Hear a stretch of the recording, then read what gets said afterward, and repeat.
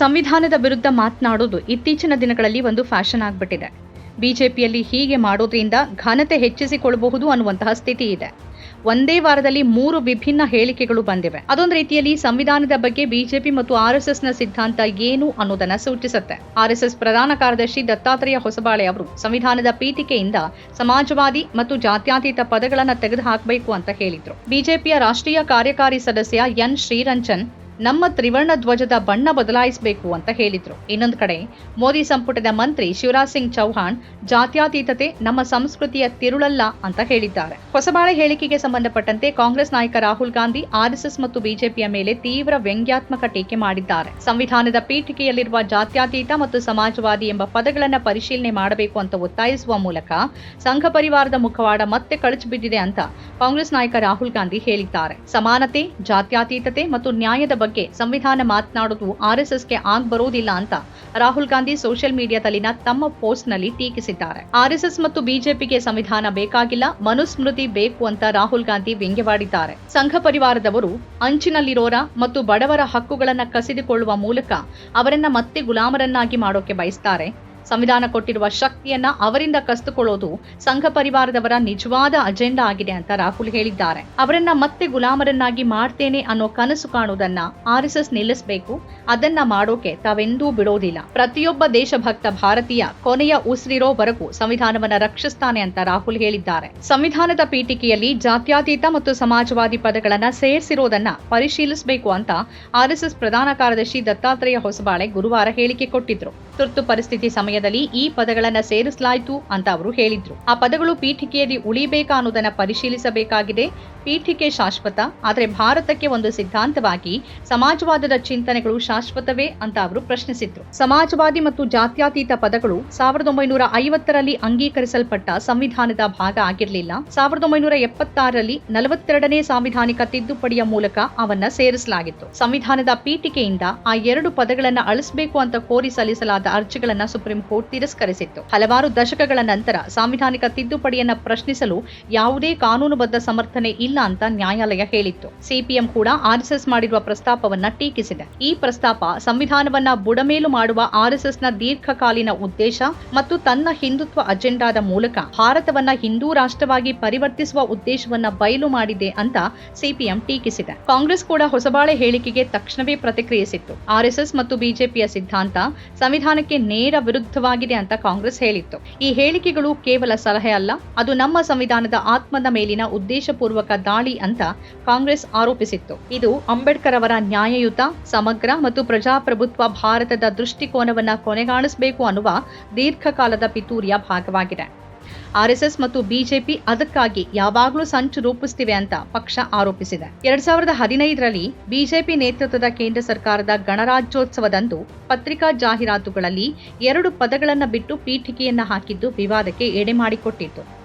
September 2023ರಲ್ಲಿ ಹೊಸ ಸಂಸತ್ ಕಟ್ಟಡದಲ್ಲಿ ಸಂಸದರಿಗೆ ವಿತರಿಸಲಾದ ಸಂವಿಧಾನದ ಪ್ರತಿಗಳಲ್ಲಿನ ಪೀಠಿಕೆಯಲ್ಲೂ ಕೂಡ ಆ 2 ಪದಗಳು ಇರದೇ ಇದ್ದದರ ಬಗ್ಗೆ ಕಾಂಗ್ರೆಸ್ ನಾಯಕ ಅಧೀರ್ ರಂಜನ್ ಚೌಧರಿ ಆಕ್ಷೇಪಿಸಿದ್ರು. ಶಿವರಾಜ್ ಸಿಂಗ್ ಚೌಹಾಣ್ ಜಾತ್ಯತೀತತೆ ನಮ್ಮ ಸಂಸ್ಕೃತಿಯ ಮೂಲವಲ್ಲ ಅಂತ ಹೇಳ್ತಾರೆ.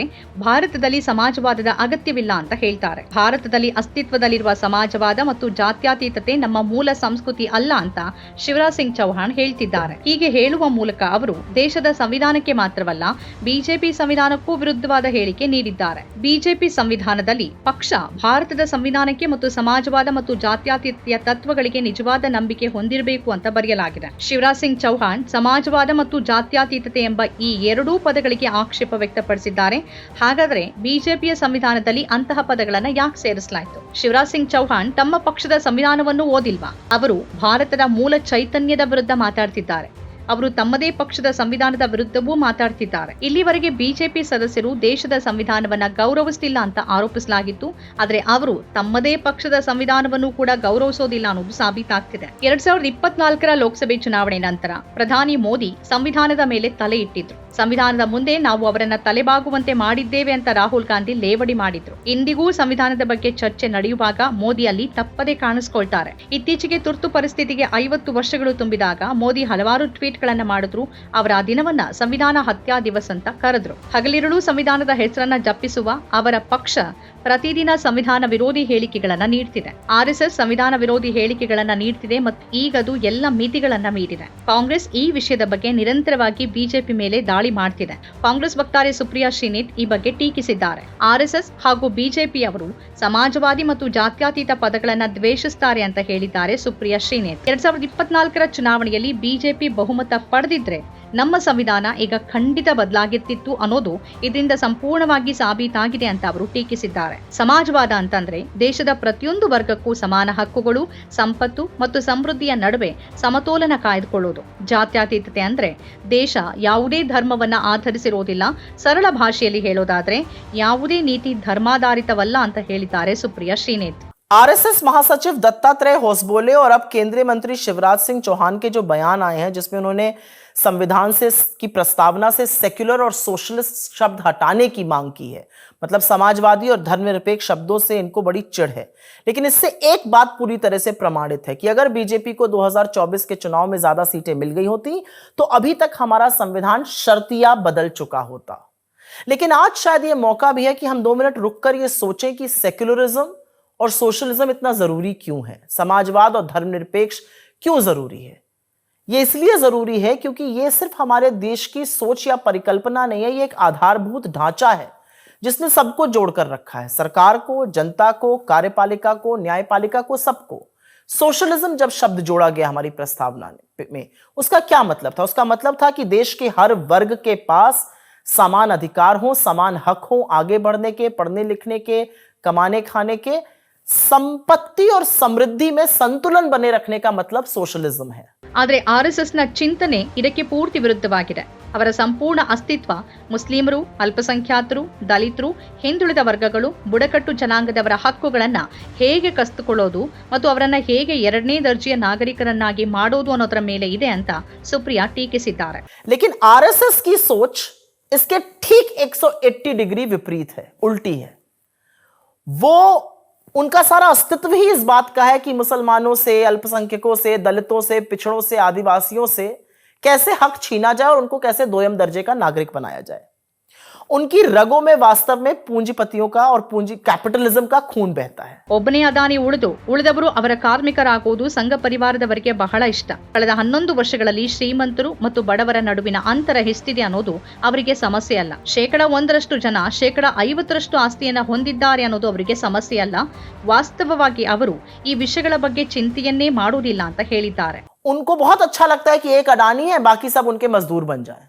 उनको कोई दिक्कत नहीं कि पिछले 11 सालों में अमीरों और गरीबों के बीच में खाई बढ़ रही है. उनको कोई दिक्कत नहीं है कि 1% लोग 50% संपत्ति के मालिक हैं. उनको इन सब चीजों से एक्चुअली कोई फर्क नहीं पड़ता है. और इसीलिए उनको यह भी फर्क नहीं पड़ता है कि नीति निर्माण 1-2 लोगों के लिए हो और बाकी 85 करोड़ लोग 5 ಕಿಲೋ ರಾಷನ್ ಕಿ ಜದ್ದೋಜಹದ್ में लगे रहे. 85 ಕೋಟಿ ಜನ 5 ಕೆಜಿ ಪಡಿತರಕ್ಕಾಗಿ ಹೆಣಗಾಡ್ತಿದ್ದಾರೆ ಅನ್ನೋದು ಅವರಿಗೆ ಮುಖ್ಯ ಅಲ್ಲ. ವಾಸ್ತವವಾಗಿ ಅವರಿಗೆ ದೊಡ್ಡ ಖಳನಾಯಕ ಅಂಬೇಡ್ಕರ್. ಯಾರ ಸಂವಿಧಾನ ಈ ದೇಶದ ದಲಿತರು, ಹಿಂದುಳಿದವರು, ಬುಡಕಟ್ಟು ಜನಾಂಗದವರು, ಮಹಿಳೆಯರು, ಅಲ್ಪಸಂಖ್ಯಾತರು ತಮ್ಮ ಹಕ್ಕುಗಳನ್ನು ಸಮಾನವಾಗಿ ಕೇಳುವ, ಗೌರವದಿಂದ ಬದುಕುವ ಹಕ್ಕನ್ನ ನೀಡಿದೆಯೋ ಅದವರಿಗೆ ವಿಲನ್ ಆಗಿ ಕಾಣ್ತಿದೆ. ಆಗಲೂ ಅವರು ಸಂವಿಧಾನವನ್ನ ವಿರೋಧ ಮಾಡ್ತಿದ್ರು. ಅದು ಮನುಸ್ಮೃತಿಯನ್ನ ಆಧರಿಸಿರಬೇಕು ಅಂತ ಹೇಳ್ತಿದ್ರು ಅಂತ ಸುಪ್ರಿಯಾ ಹೇಳಿದ್ದಾರೆ. 1949ರಿಂದಲೂ ಅವರು ಸಂವಿಧಾನದ ಪ್ರತಿಗಳನ್ನ ಸುಡ್ತಾ ಇದ್ರು ಮತ್ತು ಇವತ್ತಿಗೂ ಅವರು ಜಾತ್ಯತೀತತೆ ಮತ್ತು ಸಮಾಜವಾದದ ಹೆಸರುಗಳನ್ನ ಕೇಳಿದಾಗ ಅಸಹನೆ ತೋರಿಸ್ತಾರೆ ಅಂತ ಸುಪ್ರಿಯಾ ಶ್ರೀನೇತ್ ಟೀಕಿಸಿದ್ದಾರೆ. इनके लिए असल में सबसे बड़े खलनायक तो बाबा साहब अंबेडकर हैं, जिनके संविधान ने इस देश के दलितों को, पिछड़ों को, आदिवासियों को, महिलाओं को, अल्पसंख्यकों को यह हक दिया कि वो अपना हक बराबरी से मांग सके, सम्मान पूर्वक जी सके. ये उनके संविधान से तब भी चिढ़ते थे, तब कहते थे मनुस्मृति पर आधारित होना चाहिए. 1949 से ये प्रतिया जला रहे थे और आज भी सेक्युलरिज्म, सोशलिज्म के नाम सुनकर इनके सीने पर सांप लौटता है. ಮೋದಿ ಅವರ ಮನಸ್ಸಿನಲ್ಲಿರುವ ವಿಷಯಗಳು ಆಗಾಗ ಅವರ ನಾಲಿಗೆ ಮೇಲೆ ಬರುತ್ತೆ. ಯಾಕಂದ್ರೆ ಅವರ ಹೃದಯದಲ್ಲಿ RSS ಮತ್ತು BJP ಚಿಂತನೆ ಇದೆ. ದಲಿತರು, ಹಿಂದುಳಿದವರು, ಬುಡಕಟ್ಟು ಜನಾಂಗದವರು, ಅಲ್ಪಸಂಖ್ಯಾತ ಮಹಿಳೆಯರು, ಕಾರ್ಮಿಕರಂತೆ ಕೆಲಸ ಮಾಡಬೇಕು ಮತ್ತು ನಾವು ರಾಜರಂತೆ ಆಳಬೇಕು ಅನ್ನೋ ಆಲೋಚನೆ ಇದೆ ಅಂತ ಹೇಳಿದ್ದಾರೆ. असल में नरेंद्र मोदी जी बात बात पर संविधान तो उनको माथे पे लगाना पड़ता है, लेकिन रह रहकर जो दिल की बात है वो भी जुबान पे आ जाती है, क्योंकि इनके दिल में दलित, पिछड़े, आदिवासी, अल्पसंख्यक महिलाएं मजदूरों की तरह काम करें और ये राजा की तरह राज करें, यही RSS और बीजेपी की असली सोच है. ರಾಹುಲ್ ಗಾಂಧಿ ಕಾಂಗ್ರೆಸ್ ಪಕ್ಷದಲ್ಲಿರೋವರೆಗೆ ಮತ್ತು ಈ ದೇಶದಲ್ಲಿ ನಾವೆಲ್ಲರೂ ಸಮಾನರು ಅನ್ನೋ ಚಿಂತನೆ ಇರೋವರೆಗೆ ನಾವು ಈ ಯುದ್ಧವನ್ನ ಹೋರಾಡ್ತಾನೆ ಇರ್ತೇವೆ. ಸಮಾಜವಾದಿಗಳು ಮತ್ತು ಜಾತ್ಯತೀತರು ಈ ಸಂವಿಧಾನದಿಂದ ತಮ್ಮನ್ನ ಪ್ರತ್ಯೇಕಿಸಿಕೊಳ್ಳಲು ಸಾಧ್ಯ ಆಗೋದಿಲ್ಲ. ಇದಕ್ಕಾಗಿ ನಾವು ಯಾವುದೇ ಬೆಲೆ ತೆರಲಬೇಕಾಗಬಹುದು ಅಂತ ಸುಪ್ರಿಯಾ ಶ್ರೀನಾಥ್ ಹೇಳಿದ್ದಾರೆ.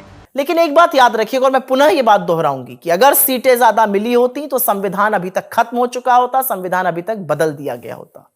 लेकिन एक सच और भी है कि जब तक राहुल गांधी कांग्रेस पार्टी है और जब तक ये सोच है इस देश में कि हम सब बराबर हैं, हम इस लड़ाई को लड़ते रहेंगे. सोशलिस्ट और सेक्युलर इस संविधान से अलग नहीं हो पाएगा. इसके लिए हमें कोई भी कीमत चुकानी पड़े. ನಮ್ಮ ಕಾರ್ಯಕ್ರಮಗಳನ್ನು ನೀವು ನೋಡ್ತಾ ಇದ್ರೆ ನಮ್ಮ ಚಾನೆಲ್ ಅನ್ನ ಸಬ್ಸ್ಕ್ರೈಬ್ ಮಾಡಿ, ಪಕ್ಕದ ಬೆಲ್ ಐಕಾನ್ ಒತ್ತಿ ನಮ್ಮನ್ನ ಬೆಂಬಲಿಸಿ. ಹಾಗೆ ನಮ್ಮ ಕಾರ್ಯಕ್ರಮಗಳನ್ನ ಲೈಕ್ ಮಾಡಿ, ಕಮೆಂಟ್ ಮಾಡಿ, ಅದನ್ನ ಬೇರೆಯವರಿಗೂ ವಾಟ್ಸ್ಆಪ್ ಮೂಲಕ ಶೇರ್ ಮಾಡಿ. ನೀವು ಹೀಗೆ ಮಾಡಿದಾಗ ನಮ್ಮ ಚಾನೆಲ್ ಇನ್ನಷ್ಟು ಮತ್ತಷ್ಟು ಜನರಿಗೆ ತಲುಪಲು ನೀವು ನಮ್ಮೊಂದಿಗೆ ಸಹಕರಿಸಿದ ಹಾಗಾಗುತ್ತೆ. ಇದು ನೀವು ಯಾವುದೇ ಖರ್ಚಿಲ್ಲದೆ ಕೆಲವೇ ಸೆಕೆಂಡುಗಳಲ್ಲಿ ನೀಡಬಹುದಾದ ಸಹಕಾರ. ಧನ್ಯವಾದಗಳು.